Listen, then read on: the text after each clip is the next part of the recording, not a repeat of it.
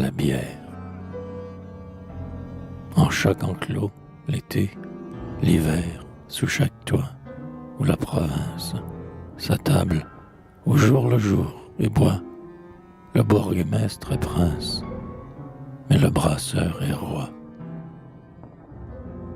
Sa brasserie, elle est là-bas, lourde et fumante, et la chaleur s'active, et les brassins fermentent.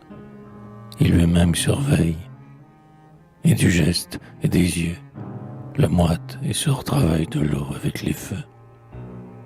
Une odeur d'orge, soudain, dès qu'on franchit son seuil, serre la gorge. Les gros chevaux sont lourds d'orgueil, et, quand ils passent, avec leurs chars au centenaud, sur la grande place, ils font trembler plus d'un carreau, qui, dans le soir, scintille aux fenêtres en or du vieil hôtel de ville. L'homme est hospitalier, facile et cordial. Dans sa maison au long trottoir, près du canal, la bière, à celui qui la boit devant un feu vermeil, semble sortir en robe de soleil du creux des verres. Sa femme saine et grasse et ses enfants replets dans un coin de la cour, à l'ombre des ramures. Elle-même, les mois d'été, puise au baquet et verse au boulanger les mousseuses levures. C'est son modeste orgueil quand est meilleur le pain. Et puis, le soir, quand la lampe brûle, ses mains, calcul après calcul, s'acharnent à poursuivre la piste des erreurs ou taillis du grand livre. Et d'année en année, en s'aidant tous les jours, la femme ardente au gain et l'homme âpre au négoce cueillent les lourdes fleurs des fortunes précoces. Ils ont acquis, aux angles clairs des carrefours, 20 maisons à pignon, dont les larges enseignes, à celui qui s'en va ou s'en revient, renseigne quelle bière éclatante et vivante on y sert.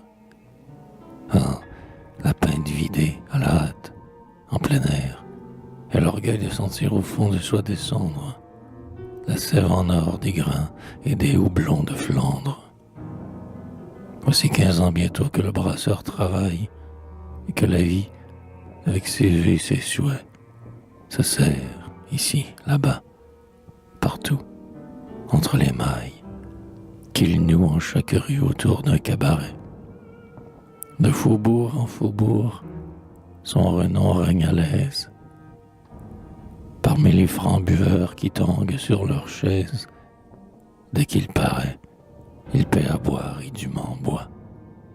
Et sa parole alors est parole de poids, et son geste est suivi aussi loin qu'il les mène, si bien que la boisson qu'il vend chaque semaine se répand dans la ville, orientant vers lui, de maison en maison, les cœurs et les esprits.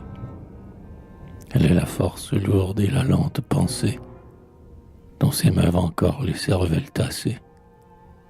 Et tel jour de scrutin où le pouvoir a peur, elle est celle qui chauffe, à fait brusque, l'ardeur, qui renferme les fronts joyeux ou taciturnes.